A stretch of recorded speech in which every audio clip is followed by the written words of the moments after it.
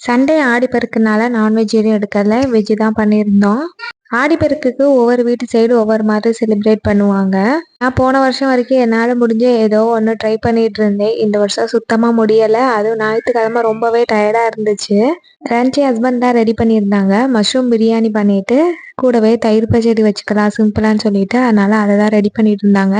இட்லி மாவும் காலி ஆயிடுச்சு. நாளைக்கு இட்லிக்கு தோசைக்குன்னா மாவு வேணுமே சொல்லிட்டு காலையிலேயே ஊற வச்சிருந்தேன். அதை ஒரு சைடு நான் அரைச்சிக்கிட்டு இருந்தேன், இன்னொரு சைடு அவங்க பிரியாணி பண்ணிக்கிட்டு இருந்தாங்க. எங்கள் வீட்டு சைடுனா ஆடிப்பெருக்குக்கு தொட்டி வச்சுருந்தோம்னா வாசல்கிட்ட அந்த தொட்டி பைப்பு எல்லாத்தையுமே நல்லா கழுவி அன்னைக்கு சுத்தம் பண்ணிட்டு, அதுக்கு மஞ்சள் கயிறெல்லாம் கட்டி பூவெல்லாம் போட்டுட்டு, கூடவே பைப்புக்கு வச்சு சாமி கும்பிட்றதுக்கு பச்சரிசி வெல்லம் எள்ளெல்லாம் வச்சு எல்லா வகையான பழங்களையும் வச்சு சாமி கும்பிடுவாங்க. சாமி கும்பிட்டதுக்கு அப்புறமா கயிறை எல்லாருமே கட்டிக்குவோம். இந்த மாதிரி தான் எங்க வீட்டு சைட்லனா ஆடிப்பெருக்கு கொண்டாடுவாங்க. ஆனா நேத்து நான் எதுவுமே பண்ணல.